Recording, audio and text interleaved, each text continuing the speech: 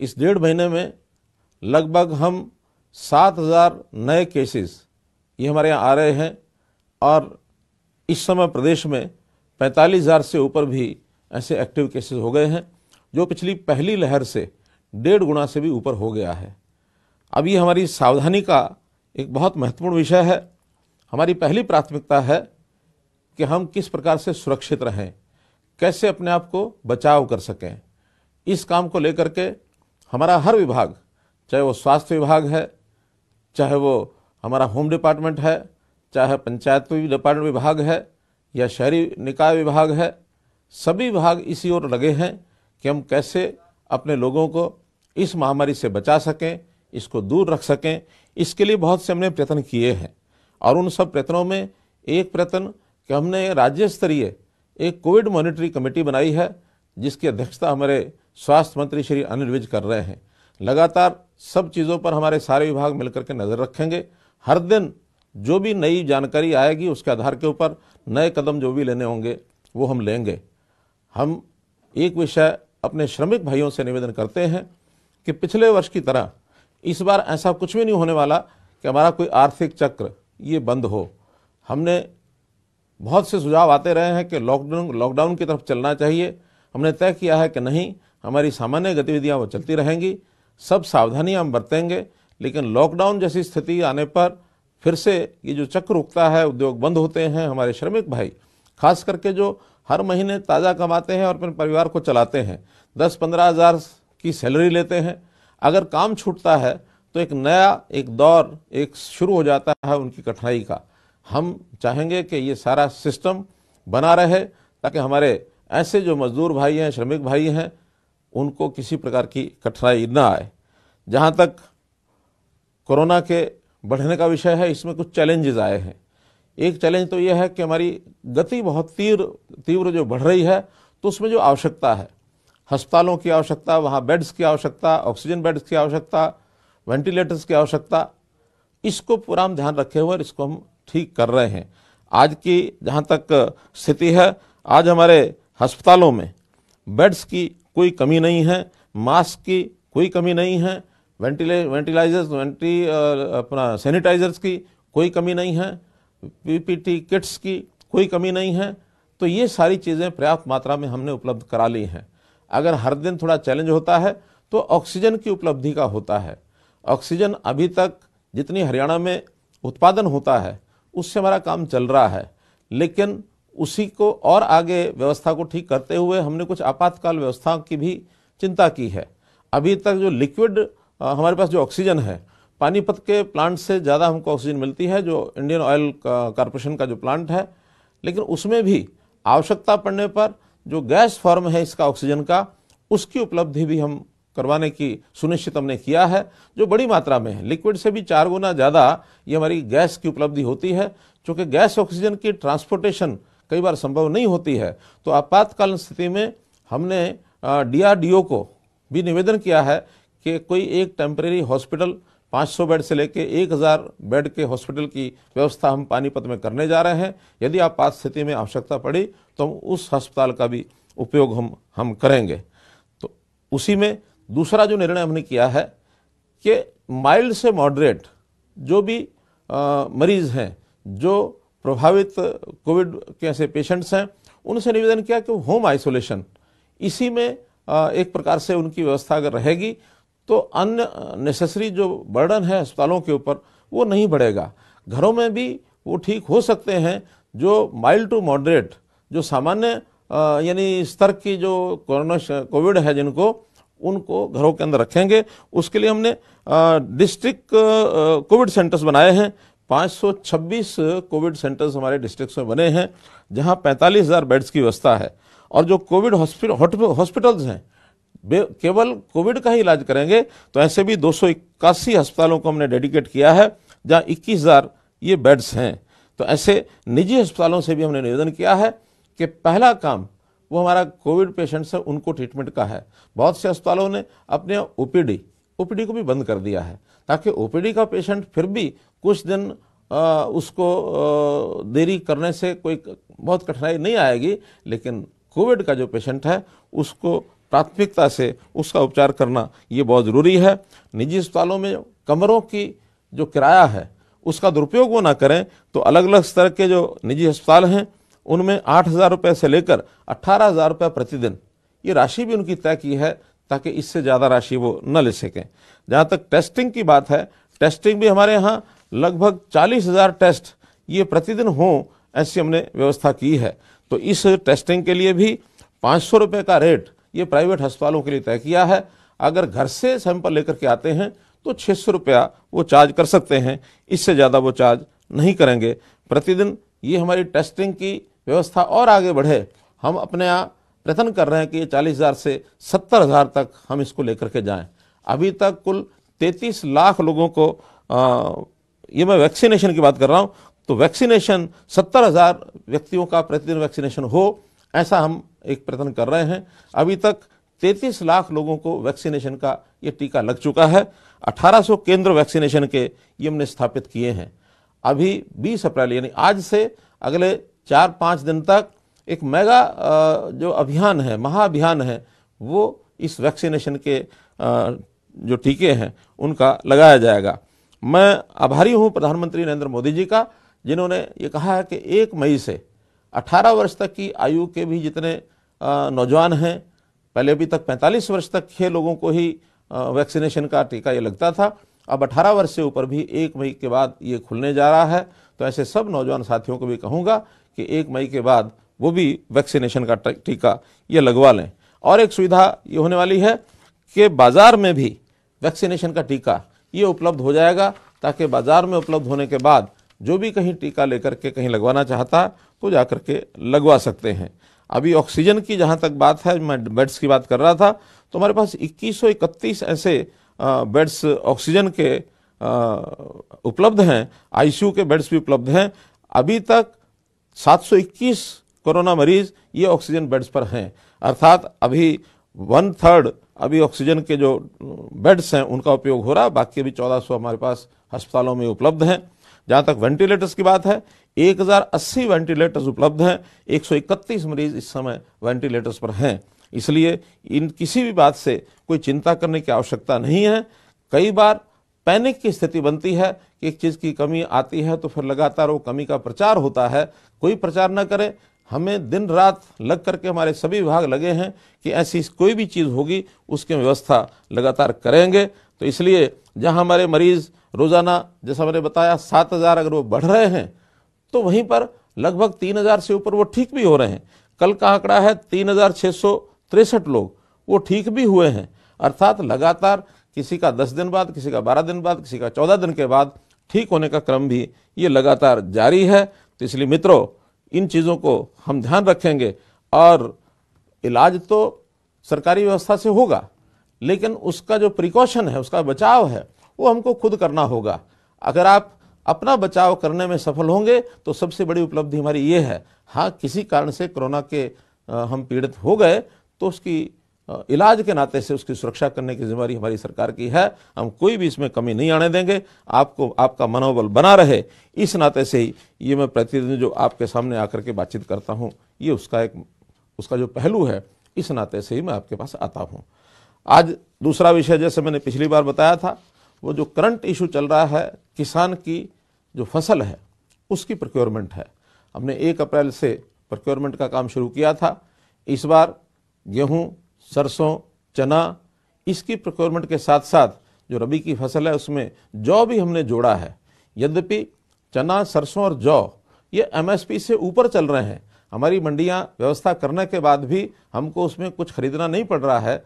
जहाँ तक गेहूं का विषय है, गेहूं भी इस समय तक हमारा 60 लाख मीट्रिक टन ये गेहूं की आवक हो चुकी है, और जिसमें से 53 लाख मीट्रिक टन की हमने खरीद कर ली है, और मैं समझता हूं 25 लाख के लगभग इसका उठान भी हो चुका है। तो इसलिए किसी प्रकार की कोई कठिनाई ये नहीं आ रही है। मंडियों के अंदर कुछ दिनों में आवक थोड़ा ज़्यादा हुई थी, ग्लटिंग हुई थी। हमने 2 दिन के लिए निवेदन किया था कि थोड़ा रोक करके अगर लाएंगे तो फिर मंडियों की व्यवस्था ठीक हो जाएगी। आज की स्थिति में मंडियों की स्थिति एकदम सही है, कहीं कोई कठिनाई आती नहीं है। मंडी में जब गेहूं आता है तो गेहूं आने के बाद उसकी जो व्यवस्था है, वहाँ आवक के बाद उसकी सफाई होती है, सफाई में तुलाई, तुलाई के बाद भराई, भराई के बाद जे फॉर्म कटता, आई फॉर्म कटता, उसका उठान होता है, गेट पास कटता है। गेट पास कटते ही उसका जो टाइम है वो हम शुरू कर देते हैं कि गेट पास के दिन के छोड़कर अगले 3 दिनों के बाद अगर पेमेंट नहीं होती है तो उसको देरी माना जाता है, और देरी अगर होती है तो उसकी जो पेमेंट आती है साथ में उसका ब्याज भी उसको मिलेगा। ऐसी हमने व्यवस्था का प्रबंध किया है। अभी तक किसानों को सीधी पेमेंट, इस बार चूंकि पहली बार कर रहे हैं तो 2336 करोड़ रुपए की पेमेंट ये सब किसान को सीधी जा चुकी है, उनके खातों में चली गई है। और आज ही हमने हिसाब लगवाया कि इसमें से देरी कितनी हुई है। केवल एक किसान ऐसा है जिसकी 10 दिन की देरी हुई, 3 किसान ऐसे हैं जिसकी 9 दिन की देरी हुई है, और बड़ी मात्रा में जो किसान ऐसे हैं जिनका 1 दिन की देरी हुई है। तो इस प्रकार से इस देरी के कारण से होने वाला जो इंटरेस्ट की अमाउंट है 10,769 लोगों को ये जो ब्याज है ये भेजा जा चुका है। 7,80,000 रुपये ये पेमेंट ब्याज के खाते में ही उनको भेजी गई है, और ये पहली बार होगा कि उनको सीधा ब्याज जो है वो किसानों को ये मिलेगा। हमने इस बार मंडियों की व्यवस्था भी पर्याप्त की है। 396 मंडियां जो हमारी रेगुलर मंडियां हैं वो प्रोक्योरमेंट जैसे पहले काम करती थी इस बार कर रही हैं। साथ में 77 खरीद केंद्र ये भी बनाए गए हैं, क्योंकि जहां कहीं ग्लटिंग हुई, भीड़ ज़्यादा हुई तो वहां पर पास के जो खरीद केंद्र हैं उसमें वही सारी व्यवस्थाएं करके और ये सब हमने किया है। मित्रों, इस बार जो देखा है हमने कि जो हमारी पहले की व्यवस्था है मेरी फसल मेरा ब्यौरा, लगातार हर साल उसमें सुधार होते जा रहे हैं। 3 वर्ष से मेरी फसल मेरा ब्यौरा इस स्कीम के अंतर्गत हम किसानों को कहते हैं कि हर वर्ष अपनी बोई हुई फसल उसका पंजीकरण कराएं। पंजीकरण कराने के कई हेतु हैं। कुल मिलाकर हरियाणा की पूरी भूमि उसकी हमें जानकारी मिलती है कि कितनी पर बिजाई हुई है, कितनी खाली रही है, खाली किन कारणों से रही है, और जो बिजाई हुई है बिजाई के बाद उस फसल का उसकी बिक्री ठीक हो जाए, किसी की बिक्री में कठिनाई ना आए, उसमें हम योजना ठीक से बना सकते हैं ताकि अगली बार बिजाई में किसी चीज़ को कम कराना है, ज़्यादा कराना है, आखिर तो प्लानिंग के आधार पर बिजाई होगी, किसान का ज़्यादा लाभ होगा। कभी कभी उद्देश्य दूसरे भी रहते हैं, जैसा पानी बचाने का उद्देश्य। हमने कहा कि अगर धान की बिजाई कम करके विविधीकरण से दूसरी फसलों पर आएंगे तो हम उसमें इंसेंटिव भी देंगे। हमने 7,000 रुपया प्रति एकड़ धान छोड़कर दूसरी फसल बोने वाले को पिछले वर्ष दिया है। 96,000 एकड़ में धान छोड़ा गया है, तो ये बहुत अच्छी पहल है। इस बार भी हम विचार करते हैं कि इस 96,000 को हम आह्वान करेंगे कि 2 लाख एकड़ जमीन इस पर धान कम करके चाहे कपास बिजाई की जाए और चाहे मक्का बिजाई की जाए अथवा अन्य फसलें जो इस समय की फसलें होंगी खरीफ की, उनकी बिजाई करेंगे ताकि हमारी पानी की ये बचत होगी, और धान के बजाय दूसरी ऐसी फसलें जो कैश क्रॉप्स हैं जिसमें किसान की आमदन ज़्यादा हो सकती है उस पर यदि जाएंगे तो उसका भी हमको लाभ मिलेगा। तो इस प्रकार किसान के पंजीकरण करने के बाद वो किसान जो अपनी फसल को बेचने के लिए आता है, अभी तक क्या होता था कि जो भूमि मालिक है, चाहे मुआवजे का पैसा हो चाहे फसल की बिक्री का पैसा हो, अगर मिलता था तो उसी को मिलता था। लेकिन हमने प्रावधान किया है कि नहीं, मालिक के अलावा जो खेतीहर है, जो किसान है, जो काश्तकार है, जो रजिस्टर करेगा, रजिस्ट्रेशन के बाद जो मंडी में अनाज लेके आएगा ये पैसा उसी को मिलेगा। ये प्रावधान पहले नहीं होता था, ये हमने आने के बाद किया है और इससे बहुत बड़ा संतोष ये सब हुआ है। और हमने मंडियों में रजिस्ट्रेशन के समय एक बात और की है, परिवार पहचान पत्र इसको भी जोड़ा है ताकि उस किसान की परिवार की सारी जानकारियां वो उसके साथ जुड़ी हुई हैं, तो उस किसान को कितना उसमें लाभ होता है, पिछले वर्षों में वो क्या कर रहा था, आगे उत्तरोत्तर कैसे वो बढ़ रहा है, तो उसका एक डाटा भी हम मेंटेन करना चाहते हैं जिसका उसको एक लाभ होने वाला है। तो मित्रों, हम किसानों के भले के लिए, जैसा प्रधानमंत्री जी ने कहा था कि हम 2022 किसान की आय डबल करना चाहते हैं। अब ये ठीक है कि बीच में ये जो 1 वर्ष और अब दूसरा वर्ष भी कोरोना का एक जो प्रकोप है इसके कारण से हो सकता है कुछ योजनाएं हमारी उस गति से आगे न बढ़ पाएं, लेकिन फिर भी हमारी कोशिश रहेगी कि हर काम से ऐसा सिस्टम बनाया जाए कि किसानों को हम उसकी आय जो है वो डबल करा सकें। ये ठीक है कि कुछ बातों का भ्रम कुछ बंधुओं में ऐसा फैला दिया जाता है, लेकिन उस भ्रम को दूर करने के लिए भी जैसे जैसे व्यवस्थाएं आगे बनेंगी किसान को अपने आप समझ में आएगा कि हमारे हित में क्या है और हमारे अहित में क्या है। तो किसान के हित में जो हो उसको किसान स्वीकार करता जाए, और किसान के हित में कोई चीज़ नहीं है तो उसको स्वीकार करने की भी आवश्यकता नहीं है। किसान के ऊपर किसी प्रकार का दबाव डाल करके कोई चीज़ बनवाने का कोई इरादा न केंद्र सरकार का है, न हमारा हरियाणा सरकार का है। इसलिए इस बात से बिल्कुल आश्वस्त रहें, ये मैं उनको एक प्रकार से और विश्वास दिलाना चाहता हूँ। किसानों के हित के लिए एक नई योजना बना रहे हैं, किसान मित्र योजना। और इस किसान मित्र योजना में हम कुछ वॉलंटियर्स को रजिस्ट्रेशन उनका कराएंगे, ताकि कुछ ऐसे किसान अपने आसपास के छोटे किसान जिनकी छोटी जोत है, ऐसे किसानों को कैसे लाभ हो उनके साथ जोड़ करके उनको समझा सकें। तो ऐसे किसान मित्र योजना बहुत जल्दी शुरू होगी। उससे पहले कुछ किसानों को वॉलंटियर इस नाते से हम कहेंगे वो पंजीकरण कराएंगे, ताकि अपने आसपास के किसानों का वो भला करने के लिए उनका जो आर्थिक मैनेजमेंट है वो कैसे कर सकते हैं, कौन सी फसल की बुआई करनी है, किसमें ज़्यादा लाभ होता है, या समय समय पर आकस्मिक किसी भी परामर्श की आवश्यकता होती है तो वो सब लोग उसमें दे सकें। एक अंतिम विषय में ये भी कहना चाहूँगा कि हमने एक और योजना ली है गरीबी उन्मूलन की, और जिसके अंदर मुख्यमंत्री अंत्योदय परिवार उत्थान योजना। उस योजना में जो भी परिवार न्यूनतम आय वाले हमको 1 लाख मिलेंगे, तो ऐसे 1 लाख परिवारों की आय कैसे बढ़ाई जाए, इसके लिए सब विभागों से मिलकर के योजना बना ली गई है। विभिन्न प्रकार के काम उनको बता दिए गए हैं, और उसका प्रारंभ जैसा परिवार पहचान पत्र का विषय मैंने बताया था, उस परिवार पहचान पत्र में पूरा उनका जो डाटा होगा, परिवार के सदस्यों की संख्या कितनी है, उनकी उम्र कितनी है, उनकी शिक्षा क्या क्या हुई है, व्यवसाय क्या करते हैं, आय क्या है, और फिर इस सब का वेरिफिकेशन सेल्फ डिक्लेयर्ड जो किसान ने अपने आप भरवाई है उसके वेरिफिकेशन करने की सिस्टम भी हमने बनाया है।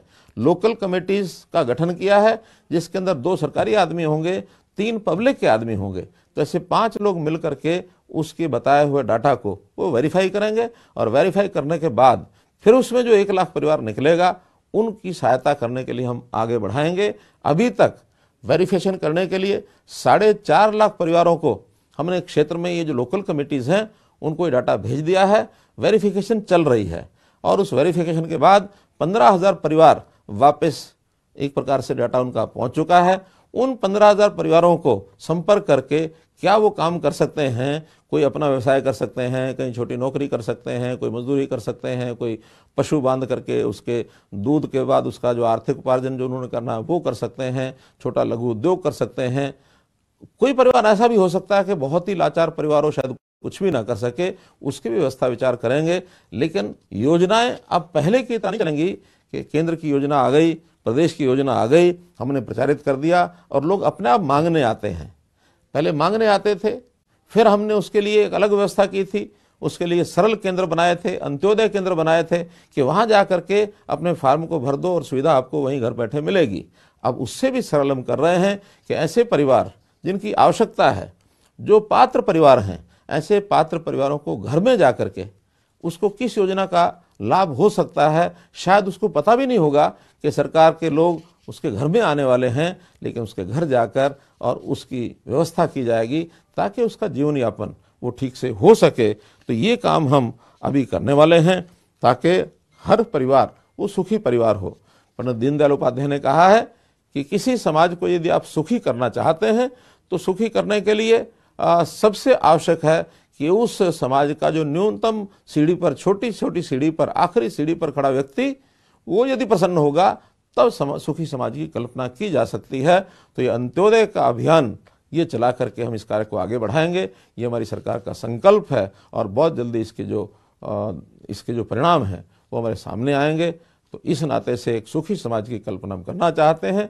यही आज के लिए आपके साथ मैं बातचीत करने के लिए आया हूँ। बहुत बहुत धन्यवाद।